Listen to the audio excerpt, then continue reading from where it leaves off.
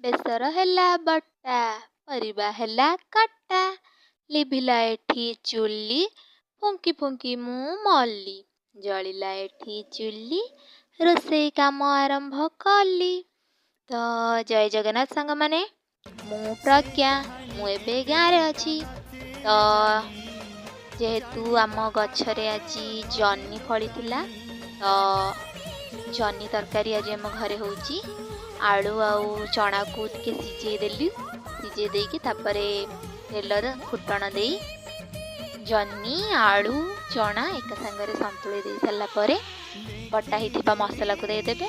ତାପରେ ଆପଣ ଯେଉଁ ଲଙ୍କାଗୁଣ୍ଡ, ଲୁଣ, ଏମିତି ସାଇଡ଼୍ ମସଲା ସବୁ ପକାଇ ନେବେ ଆଉ ତାକୁ ଭଲସେ କଷି ନେବେ। ତାପରେ ତାକୁ ଟିକେ ଟିକେ ପାଣି ଦେଇକି କଷିକି ଘୋଡ଼େଇ ଦେବେ।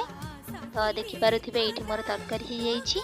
ଆଉ ସାଙ୍ଗମାନେ, ମୋ ଭିଡ଼ିଓକୁ ଲାଇକ୍, କମେଣ୍ଟ ଆଣ୍ଡ ସବସ୍କ୍ରାଇବ୍ କରନ୍ତୁ, ମୋତେ ସପୋର୍ଟ କରନ୍ତୁ। ରହିଲି, ଜୟ ଜଗନ୍ନାଥ।